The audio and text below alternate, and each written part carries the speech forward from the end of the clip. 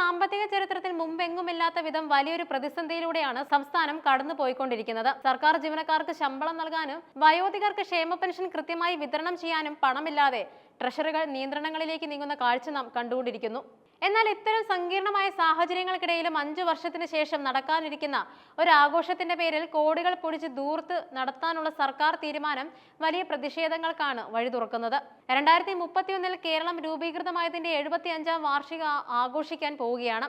Platinum jubilee ആഘോഷം എന്ന നിലയിൽ അത് വലിയൊരു നാഴികക്കല്ലാണ് എന്നതിൽ ആർക്കും തർക്കമില്ല. എന്നാൽ 2026 നിൽക്കുന്ന ഒരു സർക്കാർ 5 വർഷം കഴിഞ്ഞ് നടക്കേണ്ട ഒരു പരിപാടിയുടെ മുന്നോടിയായി vision 2031 international conference on development and democracy എന്ന പേരിൽ ഒരു രാജ്യാന്തര സെമിനാർ സംഘടിപ്പിക്കുകയും അതിനായി 3.30 കോടി രൂപ അനുവദിക്കുകയും ചെയ്തിരിക്കുന്നു. ഈ തുക അനുവദിച്ചുകൊണ്ട് ജനുവരി 30 മുഖ്യമന്ത്രിയുടെ കീഴിലുള്ള പ്ലാനിംഗ് ആൻഡ് ഇക്കണോമിക് അഫയേഴ്സ് വകുപ്പ് പുറത്തിറക്കിയ ഉത്തരവ് സാമ്പത്തിക അച്ചടക്കത്തെക്കുറിച്ചുള്ള എല്ലാ വാദങ്ങളെയും നിഷ്പ്രഭമാക്കുന്നതാണ്. ഫെബ്രുവരി 15 മുതൽ 17 വരെ തിരുവനന്തപുരത്ത് നടക്കുന്ന 3 ദിവസത്തെ പരിപാടിക്കായി വകയിരുത്തിയിരിക്കുന്ന തുകകൾ പരിശോധിച്ചാൽ ഏതൊരു സാധാരണക്കാരനും ഞെട്ടിപ്പോകും. ഇതിൽ ഏറ്റവും പ്രധാനപ്പെട്ട ചില ഇനങ്ങൾ ഇങ്ങനെയാണ്.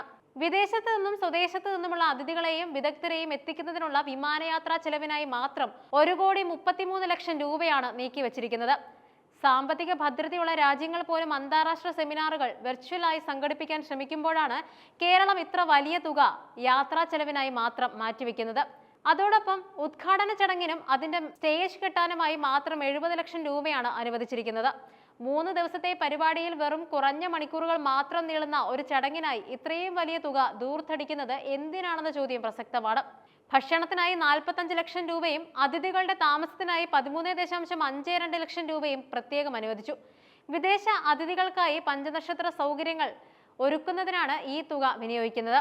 പ്രതിനിധികൾക്ക് നൽകുന്ന കിറ്റുകൾക്കായി 8.35 ലക്ഷം രൂപയും സമാപന സമ്മേളനത്തിനായി 30 ലക്ഷം രൂപയും നീക്കിവച്ചിരിക്കുന്നു. സംസ്ഥാന ധനകാര്യ വകുപ്പ് ഓരോ ഫയലിലും സാമ്പത്തിക അച്ചടക്കം പാലിക്കണം, അനാവശ്യ ചെലവുകൾ ഒഴിവാക്കണം എന്ന് ചുവപ്പ് പശയിൽ കുറിക്കുമ്പോഴാണ് പ്ലാനിംഗ് വകുപ്പ് ഇത്തരം ഉത്തരവുകൾ പുറത്തിറക്കുന്നത്. ശമ്പള പരിഷ്കരണ കുടിശ്ശികയോ DA ആനുകൂല്യങ്ങളോ ചോദിക്കുമ്പോൾ ഖജനാവിൽ പണമില്ലെന്ന് കൈമലർത്തുന്ന സർക്കാർ ഇത്തരമൊരു സെമിനാറിനായി കോടികൾ കണ്ടെത്തുന്നത് എവിടെ നിന്നാണ്?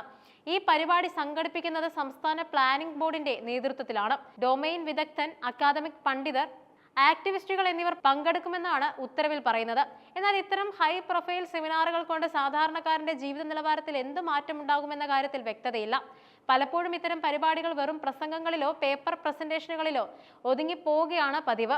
നിയമസഭാ തെരഞ്ഞെടുപ്പ് പടിവാതിക്കൽ നിൽക്കുന്ന സാഹചര്യത്തിൽ ഈ പരിപാടിക്ക് പിന്നിൽ രാഷ്ട്രീയമായ അജണ്ടയുണ്ടെന്ന ആക്ഷേപവും ശക്തമാണ്. തിരഞ്ഞെടുപ്പ് പെരുമാറ്റച്ചട്ടം നിലവിൽ വരുന്നതിന് മുൻപ് കോടികൾ ചിലവഴിച്ചുള്ള ഇത്തരം പരിപാടികൾ സംഘടിപ്പിക്കുന്നത് സർക്കാരിന്റെ പ്രചാരണത്തിന് വേണ്ടിയാണെന്ന് പ്രതിപക്ഷം ആരോപിക്കുന്നുമുണ്ട്.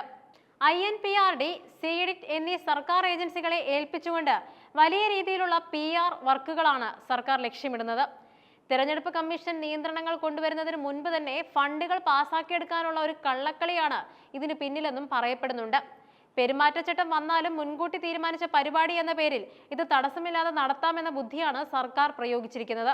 കേരളത്തിലെ സാധാരണക്കാരായ ജനങ്ങൾ ഇന്ന് നേരിടുന്ന പ്രശ്നങ്ങൾ നിരവധിയാണ്. KSRTC ശമ്പളം, പെൻഷൻ, സപ്ലൈകോയിലെ സാധനങ്ങളുടെ വിലക്കയറ്റം, വികസന പദ്ധതികളുടെ മന്ദഗതി എന്നിവയ്ക്കിടയിലാണ് ഈ 75ാം വാർഷിക ആഘോഷം മുൻകൂറായി കൊണ്ടാടുന്നത്. ഒരു വശത്ത് വികസനത്തിന്റെ പേരിൽ ലോണുകൾ എടുക്കുകയും മറുവശത്ത് അത് ഇത്തരം ആഘോഷങ്ങൾക്കായി ചെലവഴിക്കുകയും ചെയ്യുന്നത് വരും തലമുറയെ കടക്കണിയിലാക്കുകയുള്ളൂ. വിദേശ വിദഗ്ധരെ കൊണ്ടുവന്ന് സെമിനാറുകൾ സംഘടിപ്പിക്കുന്നതിനേക്കാൾ ഈ തുക പാവപ്പെട്ടവരുടെ ക്ഷേമത്തിനായി ഉപയോഗിച്ചിരുന്നെങ്കിൽ അത് കൂടുതൽ ഗുണകരമായേനെ. 3.30 കോടി രൂപ എന്നത് ഒരു ചെറിയ തുകയല്ല.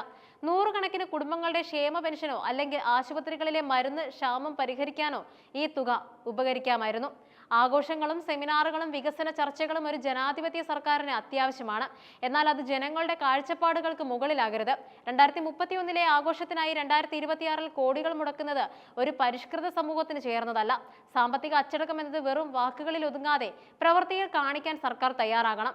ഈ വിഷൻ 2031 ആഘോഷം കേരളത്തിന്റെ വികസനത്തിനല്ല, മറിച്ച് ഖജനാവ് കാലിയാക്കാനും ചിലരുടെ താല്പര്യങ്ങൾ സംരക്ഷിക്കാനുമാണെന്ന ആക്ഷേപം തിരുത്തേണ്ട ബാധ്യത സർക്കാരിനുണ്ട്. ജനകീയ പ്രതിഷേധങ്ങൾ ശക്തമാകുന്ന സാഹചര്യത്തിൽ ഈ ഉത്തരവ് പുനഃപരിശോധിക്കാനും ദൂർത്തൊഴിവാക്കി പണം അത്യാവശ്യ മേഖലകളിലേക്ക് വകമാറ്റാനും സർക്കാർ തയ്യാറാകുമോ എന്നതാണ് കണ്ടറിയേണ്ടത്.